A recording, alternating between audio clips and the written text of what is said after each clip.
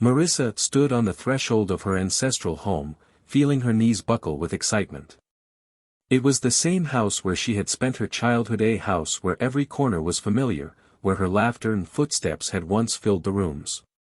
Now it all seemed so foreign, so far away.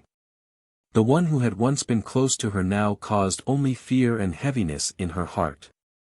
It had been many years since she had left the walls of her home.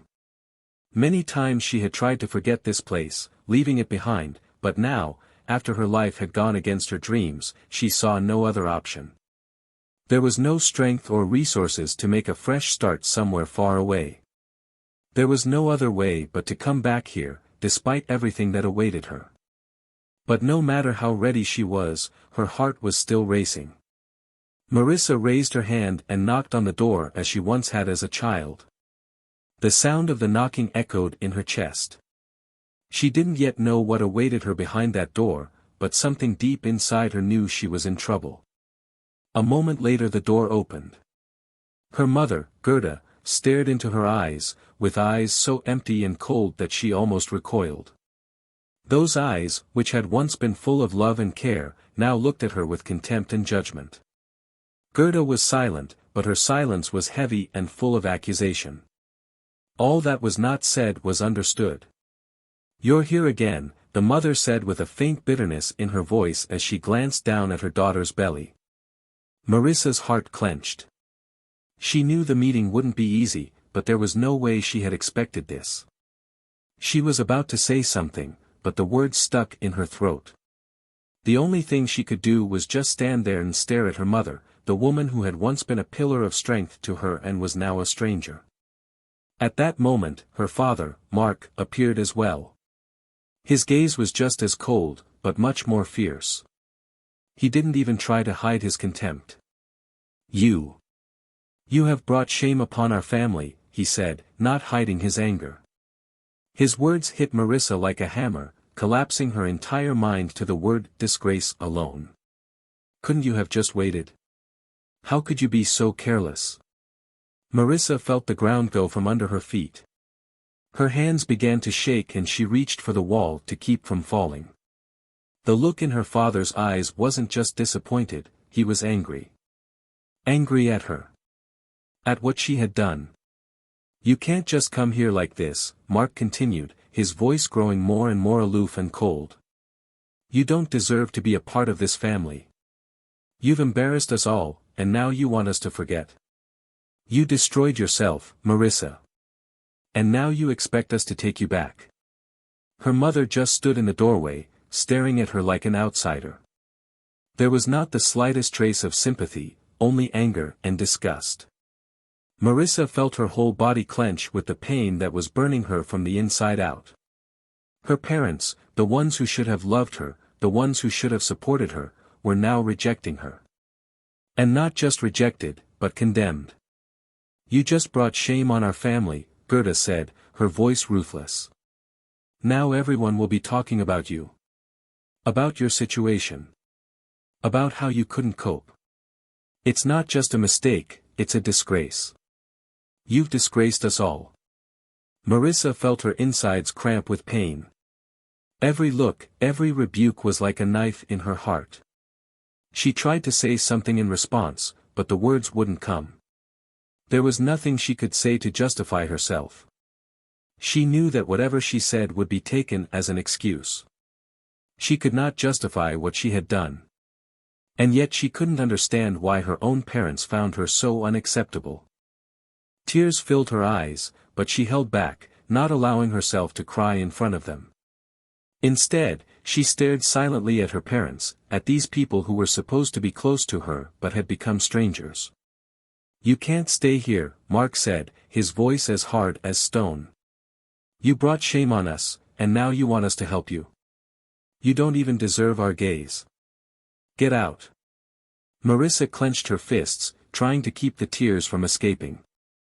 She didn't know where she was supposed to go. She had no home, no strength, no confidence. But she couldn't stay here, couldn't be part of this family that had turned its back on her. "You can't just go back," Mark repeated, his words like a sentence. "You have to suffer the consequences." We're not going to support you. You chose this path, so go and solve your problems on your own. Marissa took a step back, her gaze meeting her mother's eyes, but she saw nothing but coldness in them. She felt everything inside her crumble. Her legs began to shake, but she forced herself not to fall. She couldn't let herself give up. "Mom," she whispered, trying to find some sympathy in her gaze. I didn't mean it. Gerda didn't answer. She just stared at her as if she were an outsider, and that was worse than if she had screamed. She turned away from her daughter as if Marissa no longer existed for her. Tears began to flow down her cheeks, but she couldn't stop. She couldn't say anything. She just stood there, feeling her soul being torn apart. It felt like the whole world had turned away from her, and she was alone among these cold walls that had once been her home. "Get out," Mark said, and his words shook her mind like lightning. "Don't come here again. You don't deserve forgiveness." Marissa couldn't take it anymore. She turned and ran, ignoring her parents' stares. She couldn't stay here any longer. There was only one thing on her mind: to leave. To escape into the fog of the night, into the cold, into the loneliness, into the rain that she hid under to avoid meeting the alien stares that seemed to want to tear her apart. She didn't know where to go. There was no place, no comfort, no hope. Only cold and fear that she would never find a place for herself in this cruel world. Marissa didn't know where to go. Her soul was empty, and her chest felt heavy with the weight of her parents' words. To leave without saying a word, without receiving an ounce of sympathy or support, it was more than a shame. It was pain. Not just physical pain, but mental pain as well. The pain of being rejected by her own parents. The pain of feeling abandoned, unwanted. And now, step by step, she walked down the streets, feeling the stares of people full of judgment. Passers-by, without stopping, whispered behind her back. Marissa only caught bits and pieces of phrases that seemed to burn her heart. Was she still here? That pregnant girl. How did she even dare to come back here after all this time? She's an embarrassment to all of us. It's strange how such people can even stay in the open. Her face was burning with shame. She felt her chest constrict at those words. Cursed words that tormented her soul. She wanted to hide. To hide. But every step, every glance from people was a reminder that her future was now closed to her. She was stripped of everything. Home, family, respect. But worst of all, no one, not even those who were supposed to help, was reaching out to her. Marissa clenched her fists and continued on her way. She couldn't afford to give up. She had no other choice. She had a child. She knew she had to survive for him, for the little life that was growing inside her. She walked up to the first building where her best friend had once lived. A light knock on the door, and that was it. No one opened it. Marissa stood, knocked once more. Then, a couple of minutes later, a woman with a disgruntled expression appeared in the doorway. She looked at Marissa, then at her stomach, and as if deciding it wasn't worth talking about something, simply said, "Get out, this is no time for visits." Marissa stood on the doorstep, not knowing what to say. She didn't want anything bad. She didn't want this child to ruin her life.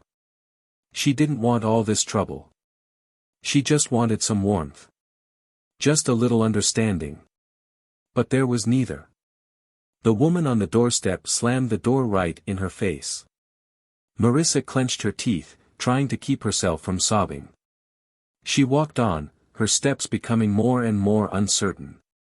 Suddenly, she came across a middle-aged man. He stopped right in front of her and, without a word, examined her from head to toe. "What do you want, girl?"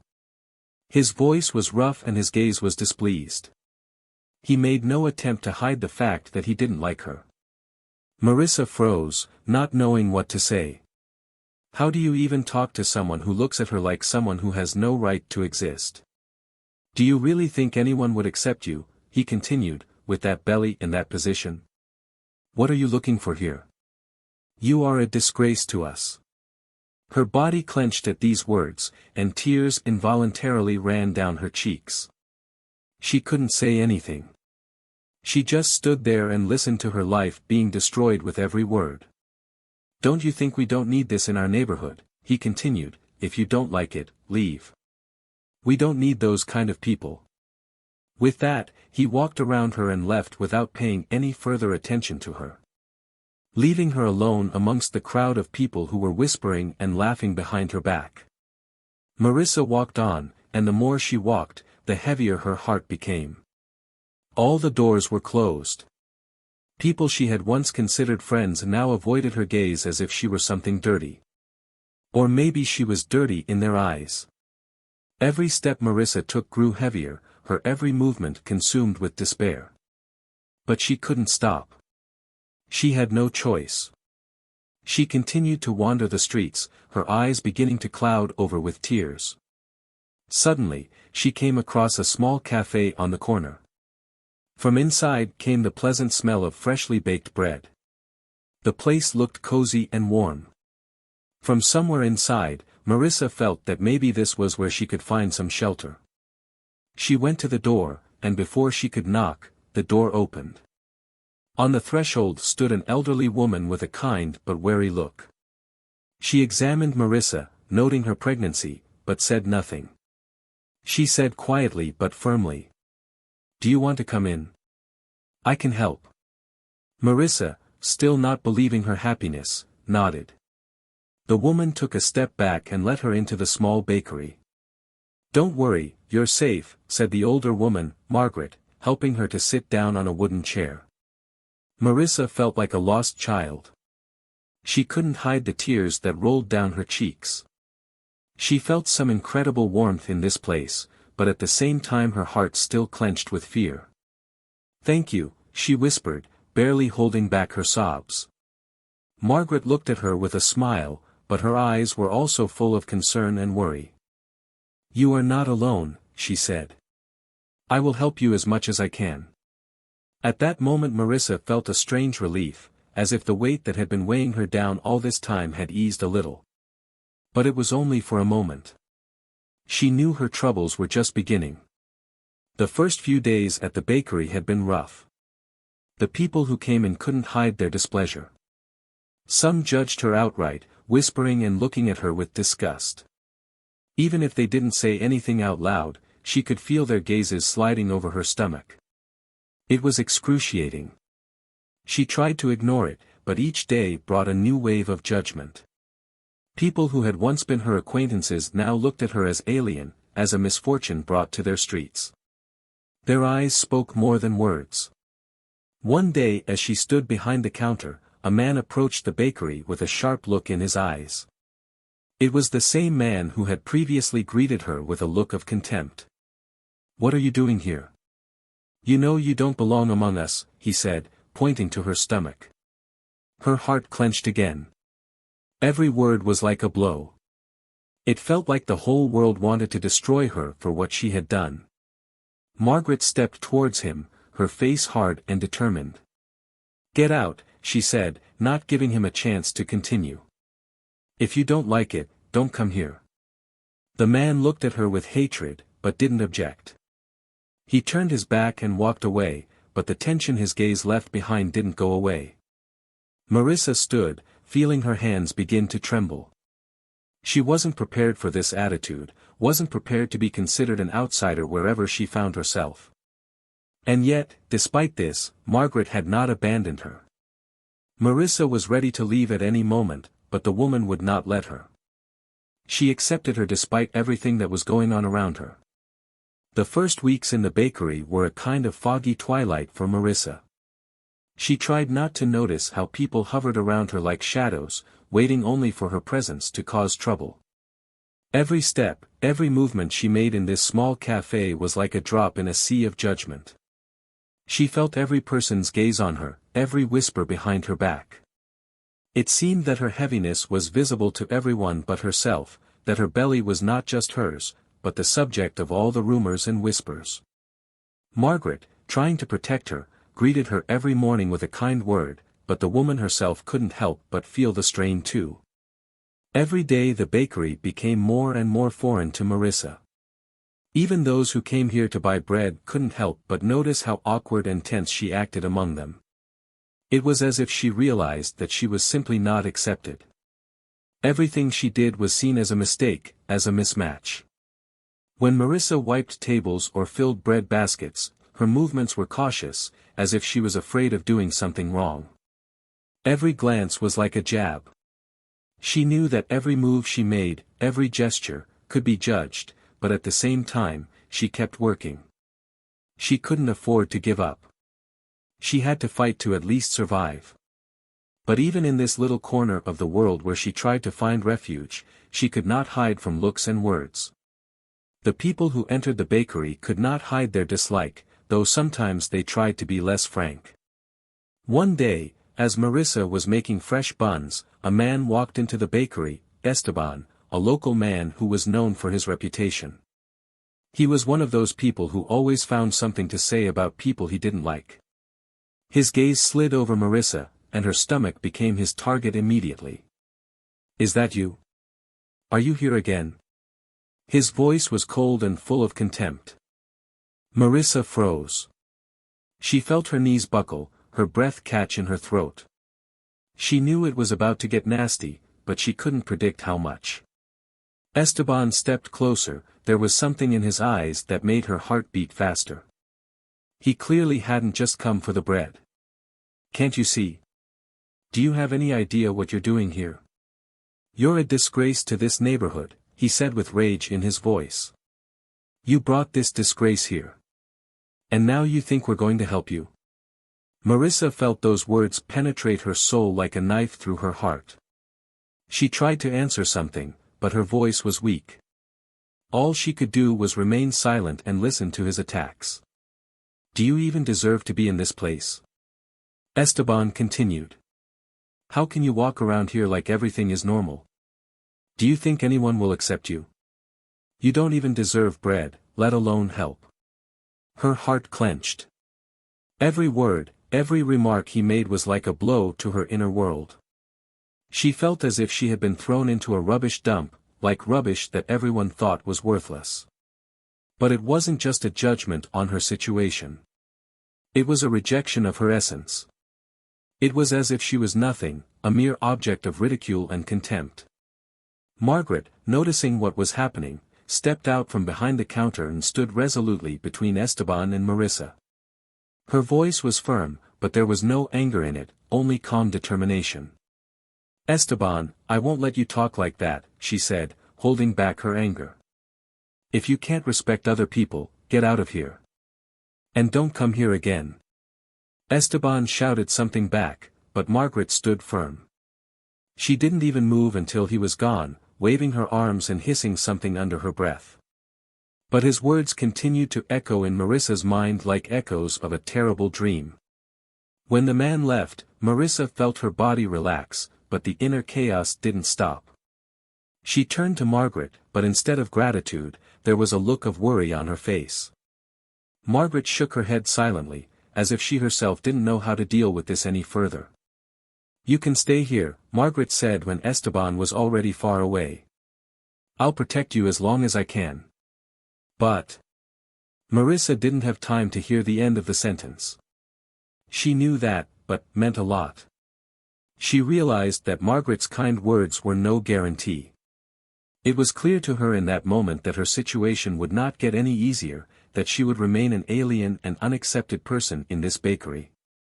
A few days later, when she was again tucking in the tables in the bakery, one of the women who often came to get bread approached her. This woman had always remained a bystander, but had never expressed overt contempt. Today, however, her gaze was hard and her voice was so low that Marissa felt her heart clench. "Don't you realize where you've come to?" the woman said, her eyes shifting in warning. "We can all see what you are. You brought shame on this neighborhood, and now you want us to accept you." Marissa felt her face redden with shame. She realized that no one else would protect her. Even here, where she had tried to find refuge, she was not accepted. She was an outsider, a person who had been excluded from society without giving her a chance to recover. The woman continued, not giving Marissa the slightest chance to respond. You don't deserve to be here, among us, among normal people. You can't hide who you are. We see your situation, and we don't like it. Like dust settling on her soul, these words were beginning to take root. Every day, every look and every word became like new drops into her inner storm. It seemed as if the whole world was now against her. And while Margaret continued to protect her, her outlook was beginning to change as well. Marissa could feel the old woman looking at her more and more pensively, as if she was questioning her judgment. Each day it was getting harder and harder to keep hope alive. And with each new glance from around the corner of the bakery, with each new whisper, she felt her world crumbling. The days grew longer, and each day it became harder and harder for her to hide her pregnancy, much less her pain. All of these judgments, these looks, all of it penetrated her each time like arrows into her chest. Marissa realized that perhaps she was too vulnerable to survive in this world. But she also knew she had no other choice. She couldn't give up. Even if this whole struggle was meaningless, she had to keep going. As Margaret stood beside her, she could feel her support, but in her eyes Marissa began to see growing doubt as well. Even good people start to waver when society rejects you, when they see that you are different. And that was scary. Every day she spent in the bakery became more and more difficult for Marissa. People who used to look at her with bewilderment now openly condemned her, as if she no longer had a place in the world. With every step she took, she felt the stares of strangers on her, which seemed to turn her life into a chain of endless trials. But she kept working because there was no other choice. It seemed that all she could do was to hide her face and keep silent. But one of those days, Carlos came. Carlos was one of those locals whose words always echoed in my heart like a metallic sound echoing in my ears. He was a man who was not shy about voicing his views and never hid his contempt for those he considered outsiders. His face was always angry and his voice was rough. He was one of those who happily supported the majority opinion, creating an atmosphere of hatred and hostility. He came to the bakery that day with a determined intent. His eyes immediately found Marissa standing behind the counter, as if waiting for something terrible to happen. You realize, of course, that you don't belong here, he began, wasting no time with greetings. Your pregnancy has already brought shame on your family, and now you want everyone to know about it. You think you can just sit here like nothing happened? Marissa froze, but her heart already clenched at those words. Her stomach, her position, her life, all of it was now a target for judgment. Carlos continued. I told you that your life was ruined, but now you've ruined the lives of everyone around you, he continued, his voice growing more and more aggressive. Not only you, but everyone associated with you must now face the consequences of your choices. You have no right to be in our society, and your presence here is a blow to all of us. You think we can't all see? How are you going to stay here after you've done all this? Every word he said struck at Marissa's heart. She felt her chest tighten and her throat dry with fear. But she couldn't answer. All she could do was remain silent, feeling her power drain away as her place in this world became less and less certain. You're an embarrassment to all of us, Carlos concluded. And don't think you can hide from all of us. We all know who you are and what you've done. There's no way out for you, so you'd better leave before it gets worse. His words echoed in her head. She stood there, unable to hold back her tears, though every word, every look was now not just a painful jab, but a veritable instrument of destruction. She was on the verge of losing the rest of her strength. Carlos was gone, but his threats stayed with her. He was just one of many who thought she was someone who deserved judgment. But it was all part of a more terrifying whole. It was part of the unbearable reality she found herself in. That evening when Marissa got home, she found a letter. It was a letter from her mother. Her heart immediately clenched with foreboding. She opened it with trembling hands and read. Marissa, I can't live with this any longer.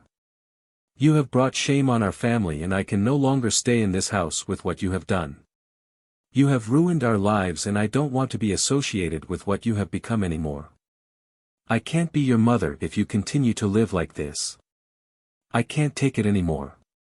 Her mother's words pierced her like a knife. With each word written on the paper, Marissa felt her soul being torn apart. The mother she had always considered supportive had now turned her back on her. Gerda hadn't just abandoned her.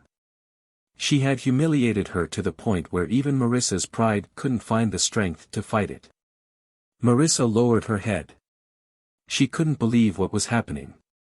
Her mother, who had once said she would always be there for her, had now pushed her out into the street, making her nothing. She couldn't understand what her daughter lacked to be loved. Why had she been rejected? Why had she become a disgrace? And it wasn't just a verbal accusation. It was a judgment that destroyed everything that was important to her. She didn't just lose her home. She had lost everything, her family, her respect, her place in society. Every word in the letter was like blows that wouldn't stop. But the worst part was that she couldn't find an answer to those words. She couldn't forgive, couldn't understand why her own mother had so easily disowned her. Even if she wanted to apologize for her mistake, even if she wanted to admit her guilt, it was too late now. She had already been rejected, and that fact left Marissa completely isolated. But in the depths of her soul, something changed. Somewhere, in the very depths of her heart, a new fire appeared. It wasn't a fire of despair, but of determination. She didn't know exactly how she would fight, but her will to survive became stronger. Marissa realized that she could not give up. She must fight or her life would have no meaning. But in that moment when she thought there was no way out and her soul was on the verge of collapse, Marissa felt a new feeling begin to stir in her heart, feelings she had never known before. She wasn't ready to give up, despite everything that was happening to her. Even if the world was rejecting her, she couldn't just sit back and watch it fade away. She couldn't be a victim anymore. But the inner crisis didn't stop. Feelings of guilt, despair and hopelessness continued to eat away at her. Sometimes she thought that nothing made sense anymore, that her life was just an abyss from which there was no escape. But suddenly, like a flash, she realized, she could fight for her place in this world, even if the whole world was against her. Even if society rejects her, she can find a way to stay afloat. It was hard, it was scary, but now she had no choice. She had to take this step. Marissa stood in front of her ancestral home, which seemed stranger and colder than ever before. This home, where she had been born, raised, and where her happiest moments had once been, was now a place that represented pain, betrayal, and isolation. She took a step forward, but inwardly she felt her soul pulling her back. She wasn't ready to face those who had severed all ties with her, who had sent her on this lonely journey. But now, after everything she had been through, she realized that this wasn't just a meeting with her parents. It was a moment when she had to decide how to move on with her life. She not only had to shake off the weight of the past, but she had to learn to forgive. The first few seconds stood dragging and agonizing. Marissa didn't even know if she should knock on that door. She didn't know what she expected from this meeting. But she already realized that she could no longer hide from the truth, could no longer hide from her own past. When the door opened, she was met by her mother, Gerda. But this time Gerda's gaze was different. Not cold, not judgmental, but confused. She looked at her daughter in silence, as if trying to understand what to say, as if fear and remorse were struggling in her soul. "You came," Gerda finally said, her voice was quiet, but there was a kind of broken tone in it. Marissa was silent. She couldn't utter a word. Too much had happened to say anything meaningful so easily. She stood looking at her mother, who looked older now, weakened by time and pain. In her eyes she read the same guilt that was in her own heart. "I know it's all wrong," Gerda continued, her voice almost trembling. "I know I shouldn't have done that to you, but I couldn't cope with it, with what you did. You brought shame on us. I couldn't figure out what to do. Marissa felt her chest tighten. She realized that those words were an attempt at an excuse. Her mother was trying to explain her behavior, as if words could repair all that had been destroyed. But despite her sincerity, all Marissa felt was not forgiveness, but regret for how far they had both come. I don't apologize for what I did, Gerda went on, her eyes full of tears. But I do apologize for the way I left you. I was blind to what you were going through. I can't change the past, but maybe I can try to make things right. Please understand that this has been hard for me. Marissa felt her heart fill with conflicting feelings. She should have forgiven, she should have felt relief, but instead her soul was filled with questions. Why hadn't her mother come sooner? Why had she turned away when Marissa needed support the most? Why hadn't she realized that it wasn't a child, but a woman in front of her, and that she shouldn't have been judged? Marissa took a step back, unable to believe these apologies. She had been ready to hear them, but now that they were spoken, she felt the wall rising inside her again. Not because she didn't want to forgive, but because she wasn't ready. She couldn't forgive so easily, she couldn't forget how she had been kicked out of her home, how her life had been ruined by that decision. And her heart couldn't find the strength to forgive. You can't just come and tell me you forgive me, Marissa said, her voice quiet but full of pain. You don't know what it meant to me. You don't understand what it feels like to be left behind. You don't understand what it feels like to be dishonored by your family, by the world. I can't just forget. Gerda looked at her daughter in silence, her eyes filling with tears. She took a step forward, but Marissa backed away. She wasn't ready. Everything was too fresh, too painful. I realize you can't forgive me at once, Gerda said, her voice growing more and more wistful. But I can't live knowing that I left you out there on the street, alone, without everything. I realize that I need time to make things right. And I will wait, Marissa. I'll wait as long as it takes for you to be able to forgive me. Marissa felt something break in her chest. She couldn't help but see how much her mother was suffering, but she couldn't forgive her, couldn't forget what had happened. All those years, all those words, those grudges, they were a heavy weight she carried inside her. She couldn't let them go, couldn't just turn a blind eye to everything. And at that moment, when the pain was at its peak, when she could no longer contain her emotions or her thoughts, something inside her suddenly changed. Marissa realized that forgiveness wasn't about getting rid of the pain. It was releasing the weight of the accusations she had carried all these years. Forgiving didn't mean forgetting, but it did mean she no longer had to carry that burden. She didn't have to let the pain run her life. Forgiveness became her choice. She realized that it wasn't just Gerda who needed it, but herself. It was a release, not from what had happened, but from the way she held it in. It was a release from guilt, from being a perpetual victim, from being part of judgment. Marissa felt the weight on her shoulders begin to subside. This wasn't instant forgiveness. It was an admission that she couldn't live with that burden any longer. And in that moment, she decided that she would move forward in spite of everything. She looked at her mother and said quietly, I can't forgive you now. But I'm willing to give you a chance. We can start again, not forgetting, but starting with a new step. Gerda breathed a sigh of relief, and tears of happiness filled her eyes. She hadn't expected it to be so fast, that Marissa, despite all the pain, would still open her heart to a new beginning. Marissa turned and walked the other way. She could feel a new light in her heart as she let go of all the things that held her back in the past. It wasn't the end, but the beginning of a new path where she didn't have to hide anymore. She knew it wouldn't be any easier ahead, but now she had the strength to move.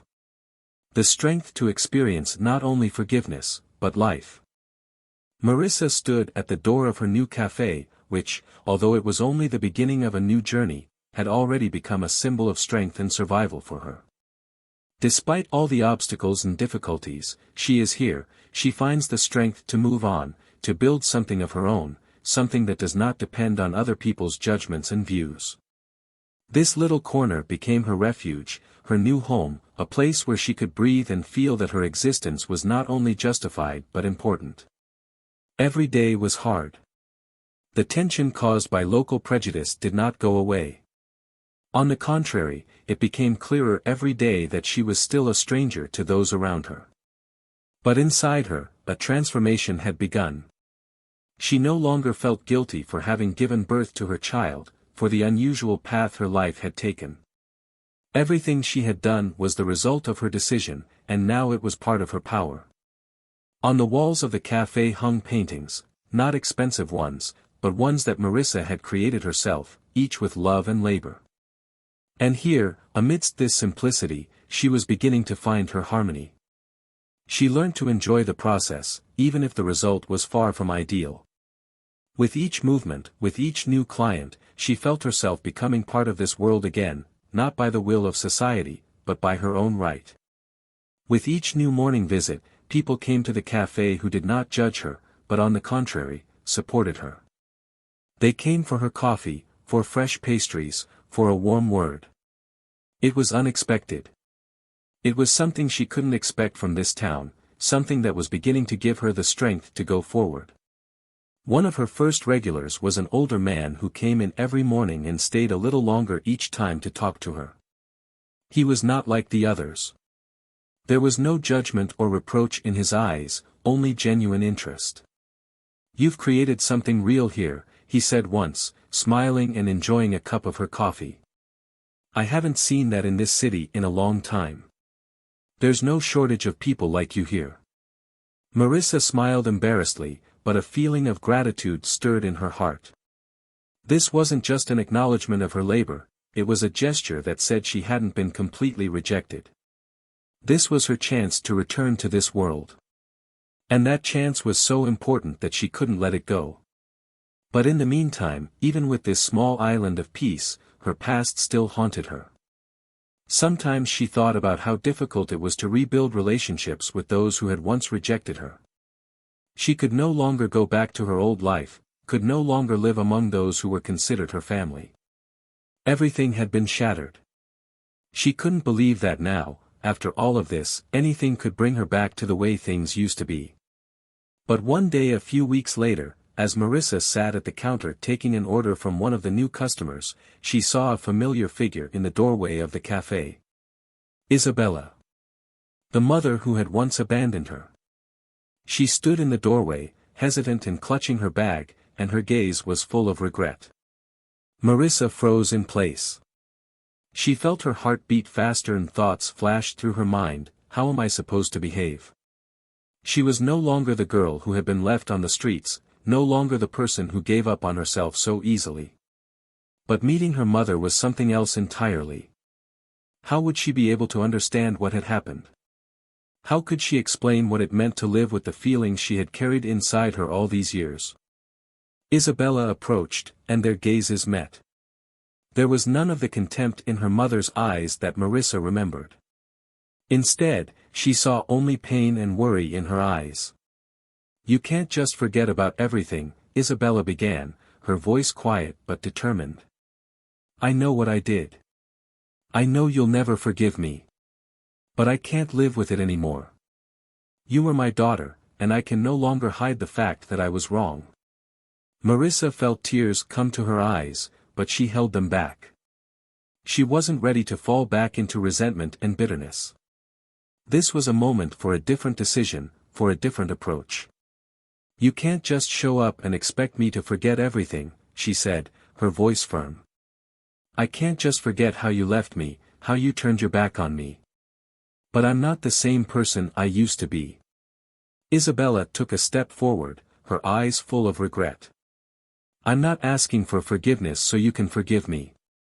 I'm asking for forgiveness so I can finally find peace in my soul. You are my daughter. And I should never have left you. I only realize that now." Marissa felt the weight on her heart begin to lessen.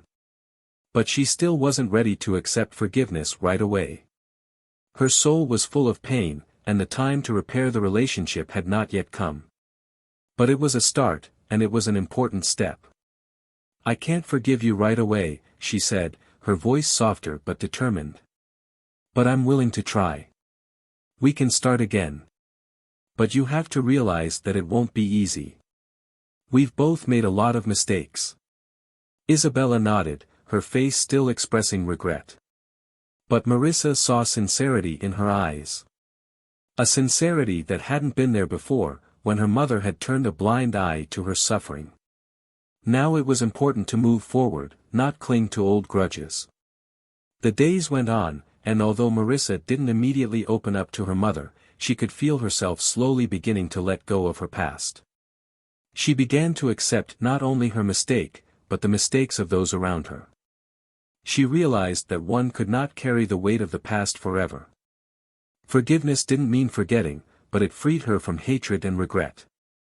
Marissa continued to work at the cafe, and every day she felt more warmth and peace in her life. She felt her heart fill with light again, which had previously been hidden behind a thickness of pain and despair. One evening, after the cafe closed, Marissa sat at the table and played with Alina's little hand. Alice, her daughter, with her lively eyes and genuine smile, was the person for whom Marissa had found the strength to go on. Her future now didn't depend on what others said about her, on judgments and what was lost. All she needed was her love, her family. And in that moment she realized, despite everything she had been through, despite all the loss, she had finally found what she needed. Sitting next to her daughter, Marissa felt her inner peace being restored as she stopped fighting with herself. She accepted her place in the world not as an object of judgment, but as someone who could find the strength to move forward despite everything that had happened to her. "We'll get through this, Alice," Marissa whispered, her voice full of confidence. "We'll make it, because we have each other now." And in that moment, Marissa felt her future finally begin to take shape. Not from what had happened in her past, but from how she chose to move forward. And everything she needed to find harmony was right in front of her, in her daughter, in her new home, in her new path.